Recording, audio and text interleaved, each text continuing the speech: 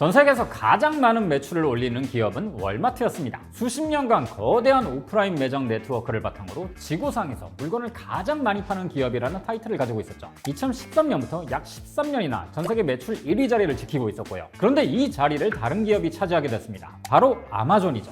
사실 아마존이 월마트를 누르게 될 것이라는 예측은 오래전부터 있어 왔습니다. 2015년 아마존이 월마트의 시가총액을 추월하면서부터 월마트 같은 오프라인 커머스 기업은 이제 끝났다라는 이야기가 나왔었죠. 그럼 결국 이 아마존이 월마트를 확실히 찍어 누른 거냐 하면 그건 또 아닙니다. 두 기업은 현재 공생 중이거든요. 업계에서도 이 이슈가 꽤 의미 있게 다가올 텐데요. 우리나라 유통기업들도 이 두 기업의 경쟁에서 배울 점이 있을 것 같더라고요. 아마존은 월마트를 따라잡는데 32년이 걸렸습니다. 창업한 지 32년 차니까요. 그런데 우리나라의 쿠팡은 10년도 안 돼서 국내 주요 대형마트 매출을 제쳤었죠. 그런데 최근 쿠팡에서 이런저런 이슈들이 터지면서 대형마트 새벽 배송 규제를 푼다라는 이야기가 나오는 중입니다. 앞으로는 대형마트의 반격이 꽤 살벌할 것 같은데요. 이런 상황에서 미국의 유통 공룡들은 어떻게 서로 경쟁하고 있는지 들여다봐도 재미있을 것 같더라고요. 자, 저는 김밥이고요. 제가 오늘 떠먹여드릴 이야기, 아마존과 월마트의 경쟁에서 배워야 할 것들입니다. 월스트리트의 투자자들은 월마트를 이렇게 평가합니다. 월마트는 이제 유통회사가 아니라 테크회사로 분류해야 한다. 실제로 월마트는 지난해 12월부터 기술주 시장인 나스닥에서 거래되고 있습니다. 이 말은 월마트는 이제 단순한 대형마트가 아니라는 뜻입니다. AI와 디지털도 적극적으로 활용하고 있지만 구글처럼 광고를 팔아서 큰 돈을 벌어들이고 있거든요. AI, 디지털, 광고, 이 키워드만 봐도 확실히 테크 기업의 수익 구조를 따라가고 있는 것 같긴 합니다. 월마트는 1962년 할인마트로 출발했습니다. 미국 아칸소주 로저스에 첫 매장을 냈는데요.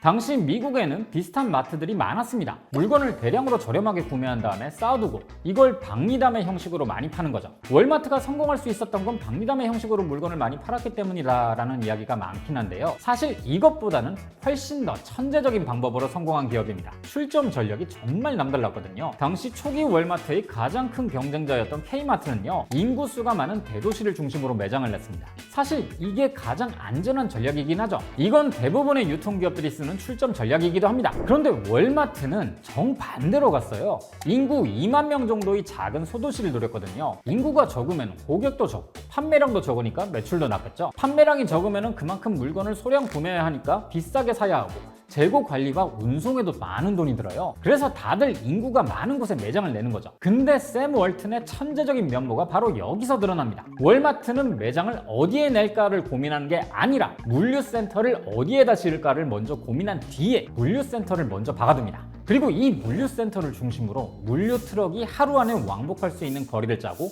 그 영역 안에 있는 소도시들에 수많은 월마트들을 세우는 거죠. 물류센터를 중심으로 20-30개 정도의 점포들이 하나의 클러스터로 묶이는 겁니다. 이러면 트럭이 한 대만 있어도 여러 점포를 다니면서 순차 배송을 할 수 있으니까 운송비와 인건비가 파격적으로 절감됩니다. 작은 도시에 매장을 세우니까 그만큼 땅값도 저렴했고요. 실제로 샘 월튼은 초기에 직접 경비행기를 타고 다니면서 하늘에서 지형을 관찰했다고 합니다. 비행기에서 직접 내려다보면서 월마트 지도를 구상했던 거죠. 아무튼 이렇게 물류 인프라를 촘촘하게 짜고 그 지역 전체를 월마트가 완전히 장악했기 때문에요. 경쟁자가 여기에 파고들 틈이 없었습니다. 월마트는 이렇게 가파르게 성장했죠. 전국에 매장이 워낙 많다 보니까 이 매장의 재고를 관리하는 것조차도 엄청난 미션이었습니다. 샘 월튼은 이때부터는 기술이 필요하겠구나 라고 생각하고 IBM의 컴퓨터 강좌를 들었다는 일화도 굉장히 유명하죠. 그리고 실시간 재고 관리를 위해서 엄청난 돈을 들여서 자체 통신 위성을 쏘아올렸고요. 포스에 찍으면 바로바로 반영이 되다 보니까 본사에서는 아칸소주 어느 마을의 월마트에 기저귀가 떨어졌다,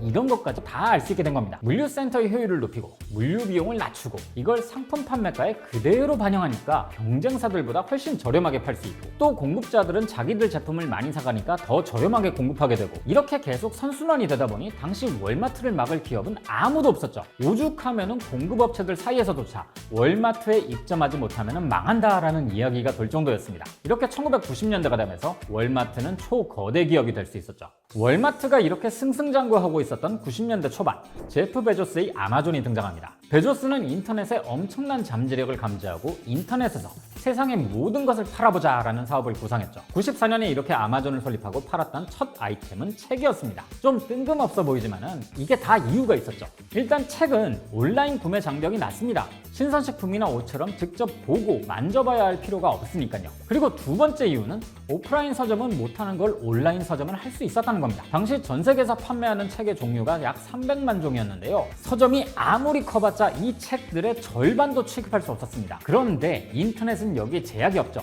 작정하면은 이 300만 종의 책을 전부 다 팔 수 있었거든요. 그야말로 세상의 모든 책을 다 팔 수 있는 겁니다. 이렇게 책부터 시작해서 다른 것들도 서서히 취급하기 시작했고요. 이렇게 책을 팔다 보니까 베조스도 엄청난 양의 책을 읽었다고 하는데요. 그 중에서는 월마트의 창업자인 샘 월튼의 자서전도 있었다고 합니다. 베조스가 이걸 읽고 월마트의 경영 방식을 아마존에도 이식하기 시작했죠. 실제로 월마트 경영진을 대거 영입하기도 했었고요. 그렇게 취할 건 취해가면서 아마존도 월마트처럼 점점 커져갔습니다. 그 결과 아마존은 현재 단순한 쇼핑몰이 아니죠. 하나의 온라인 플랫폼으로 발전했거든요. 자, 이렇게 아마존은 계속 덩치를 키워서 2010년대 들어서는 또 다른 공룡이 됐습니다. 월마트의 비용 절감 전략을 가져온 게 굉장히 도움이 됐죠. 오프라인 매장이 없었기 때문에 인건비와 임대료를 줄일 수 있었고 프리미엄 회원제인 아마존 프라임을 출시하면서 안정적인 수익원까지 확보했습니다. 그리고 이 아마존 프라임으로 이것저것 실험적인 걸 많이 했었죠. 프라임 회원들에게는 배송을 더 빨리 해준다든가 무료 배송을 무제한으로 해줬거든요. 덕분에 아마존 제품들은 오프라인 경쟁사 대비 평균 10% 정도 더 저렴했습니다. 사람들은 점점 아마존으로 모여들었죠. 자, 월마트가 흔들리기 시작한 게 바로 이때부터였습니다. 매출과 점유율이 조금씩 떨어지기 시작했거든요. 이때의 상황을 정리해보면요, 얼마나 덩치가 커갈지 감조차 잡히지 않은 이커머스 시대가 열리고 있었고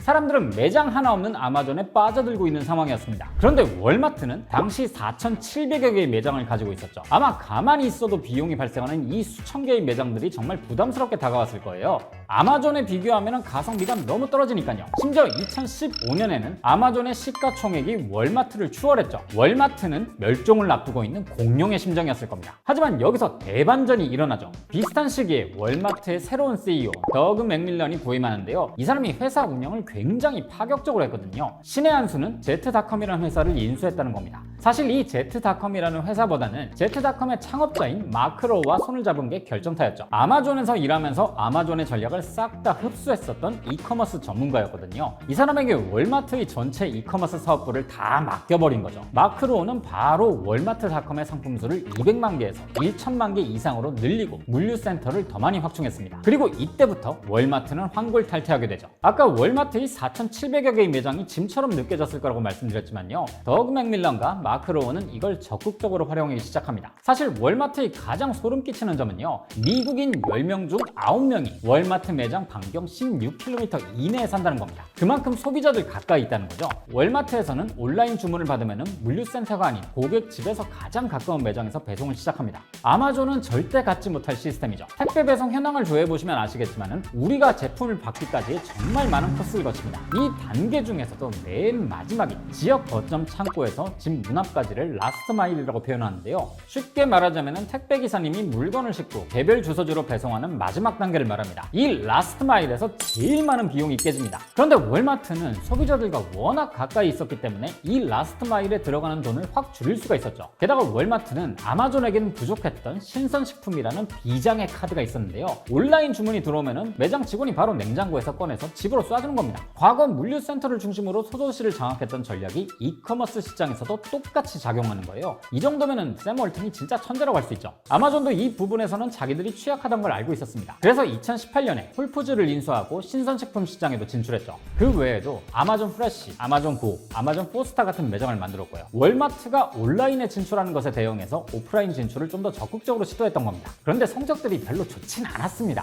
이게 처음 보면 신기하긴 한데 소비자들 입장에서는 그렇게 매력적이진 않았거든요. 와, 신기하다. 그리고 다시는 이용하지 않는 겁니다. 그렇게 아마존은 홀푸즈를 제외한 모든 사업을 접어버렸죠. 물론 아마존 입장에서는 홀푸즈조차 쉬운 사업은 아니었습니다. 아마존의 DNA는 신선식품과는 잘 맞지 않았거든요. 아마존의 핵심 강점은 재고를 최소화하는 것에 있습니다. 그런데 신선식품은 재고를 떠안는 걸 기본적으로 깔아두고 시작해야 하거든요. 고객이 제품을 주문하기 전에 고기나 농산물 같은 제품들을 미리 가지고 있어야죠. 공산품과는 전혀 다른 모델인 겁니다. 아마존이 이 부분에서만큼은 월마트의 노련미를 따라올 수가 없었던 거죠. 월마트는 콜드체인 인프라도 완벽했고 폐기에 대한 노하우도 쌓여 있었으니까요. 또 미국 식료품 시장 점유율도 무려 25%에 달했기 때문에 공급업체와의 협상력도 아주 대단했습니다. 두 기업은 각자가 잘하는 분야가 명확하죠. 그러면서도 서로의 장점을 흡수하면서 커왔고요. 월마트가 아마존화되었고 아마존이 월마트화 되어가는 겁니다. 최근 들어 이 두 회사에서 재미있는 이슈가 있다면 광고 시장에서 서로 맞붙기 시작했다는 건데요. 월마트도 마찬가지입니다. 매장의 스크린이나 키오스크에다가 광고를 지금 엄청나게 띄우고 있거든요.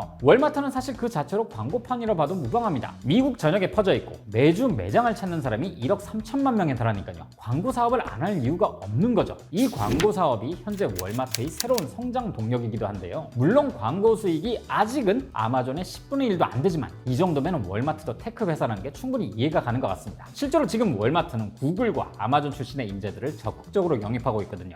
요즘같이 유통시장이 뜨거운 상황에서 우리나라 기업들도 이 월마트와 아마존의 움직임을 잘 살피고 있을 텐데요. 이참에 두 기업의 이야기를 잘 한번 파보면 어떨까 싶기도 합니다. 이 두 기업의 경쟁을 보면 어느 한쪽이 쓰러지고 어느 한쪽은 승리해야 끝나는 그런 제로섬 게임은 아닌 것 같습니다. 아마존 덕분에 월마트는 더 똑똑해졌고 반대로 월마트 덕분에 아마존도 똑똑해졌거든요. 서로 경쟁하면서 발전하고 있는 거죠. 자, 국내 유통시장은 앞으로 새로운 판을 짤 수 있을지 또 미국의 유통시장은 앞으로 얼마나 더 거대해질지 저도 궁금한데요. 오늘은 여러분들의 생각을 댓글로 남겨주셔도 좋을 것 같습니다. 그럼 저는 다음 주에 다시 뵙겠습니다.